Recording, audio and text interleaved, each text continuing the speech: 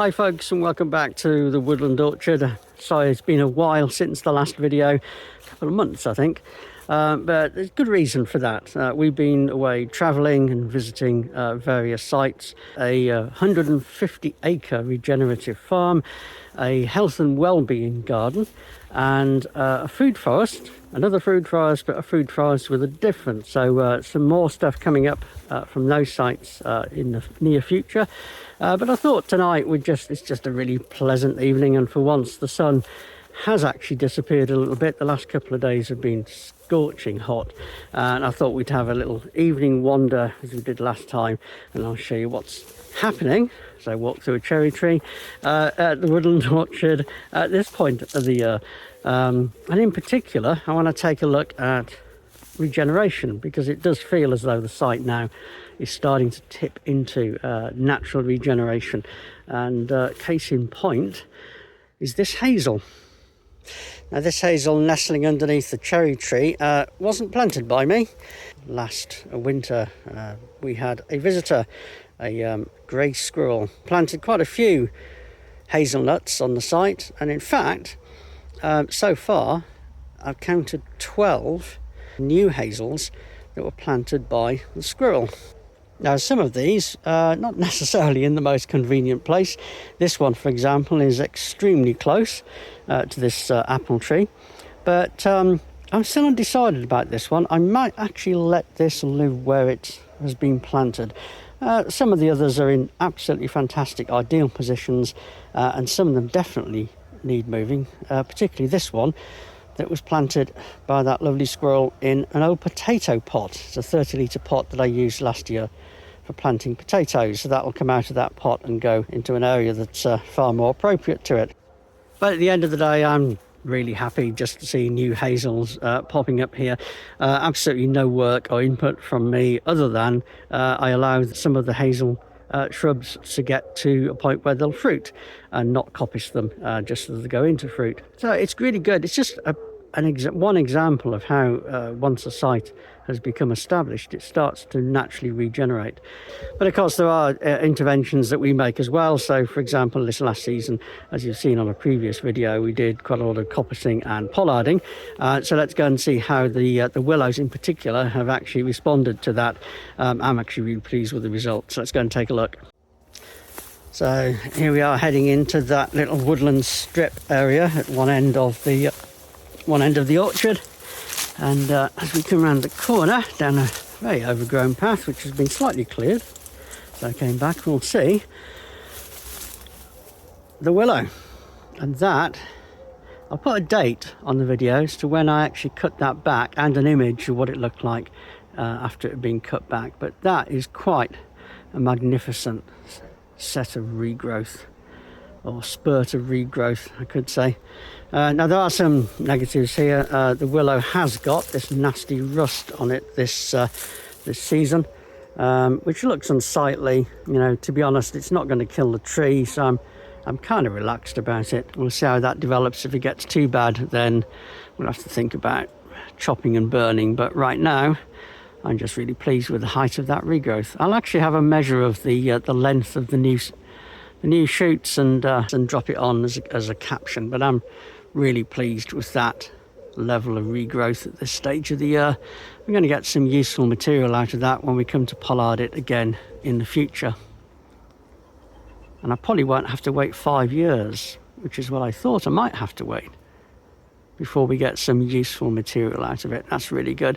Now one thing I'm doing, I'm actually trying to encourage it to regrow from this area up here at the top of the main trunk. So I'll be taking out the growth that's coming out lower down. You can see I've already, in order to clear a route through the path, I've already taken out, if I can get the camera to focus, I've already taken out some growth lower down just to clear the path alongside it.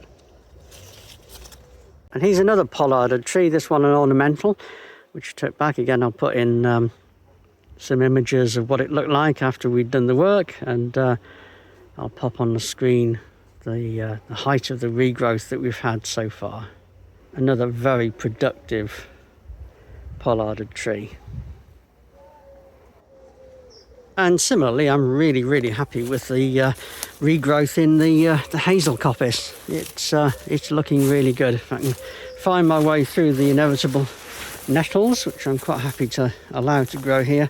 But if we look back along the path through the coppice and compare it with what we ended up with when we'd finished the coppicing operation, you can see the regrowth there is really very encouraging. And again, we'll get a crop out of that in another 5 years, and the whole cycle starts again. There are some unproductive trees in the orchard, and this autumn and winter I do actually want to start clearing some of those out.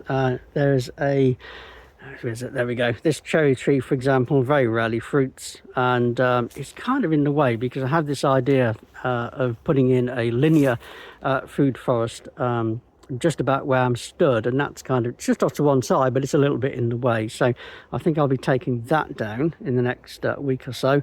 I want to do that in the summer because it's best to do heavy pruning of cherries in the summer months to avoid disease.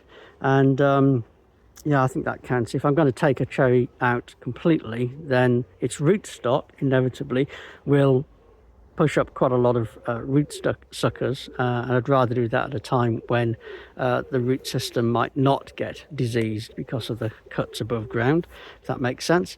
And there's also a cherry just over there behind you, which I'll show you in a second, because that's proving to be a bit of a problem as well.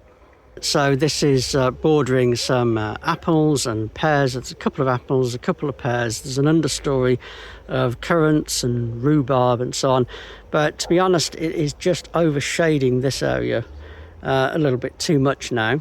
Now the thing with this tree is that it is actually a very nice tasting cherry. I very rarely get to the cherries because of the height of it, and the birds tend to get them. So what I'm going to do with this one is I'm basically going to try and give it a very heavy cut, and hopefully it'll survive. If it doesn't, I've not lost a great deal because I don't get much fruit from it, and it is proving to be a bit of a nuisance. And as usual, it's all looking very wild and overgrown, which is just the way I like it.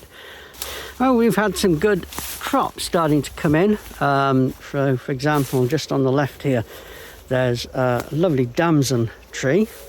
And this is actually a relatively new tree. I'll have to try and remember exactly when I put it into the ground. But we've already had 2.5 kilos of fruit off that. And I would say there's at least another 3.5 kilos still on it. And we've also got some Victoria plums. There are actually 3 Victoria plums on the in the orchard, and as you can see they're starting to get close to the point where they can be harvested.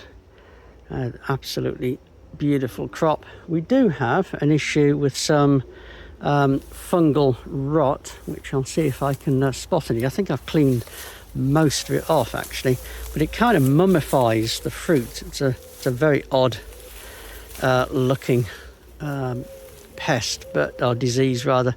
But and I have to say I've been a bit lazy in the past of not clearing up all of the windfall from those, but I'm being a bit more diligent about it now and this year, and hopefully we'll keep that in check for the future.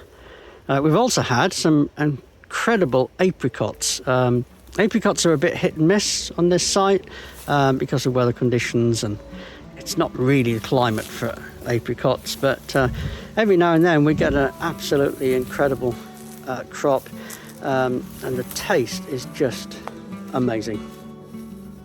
There's another Victoria plum, again laden with fruit.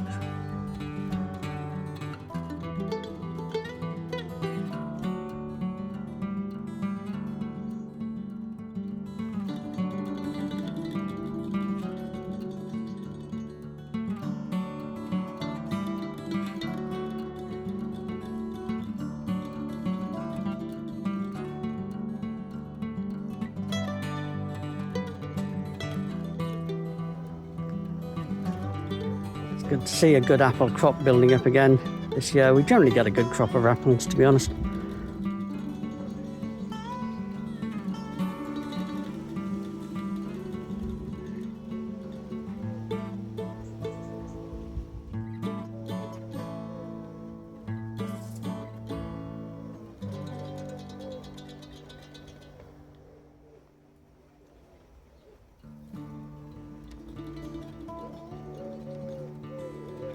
So I hope you found that brief walk around and a bit of a catch up useful and interesting.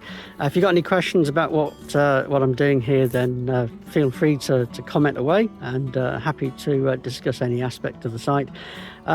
Next job on the list is to get a look at the editing job for those videos I mentioned on the other sites, and to have go attacking these cherry trees. I've also got a little side exercise.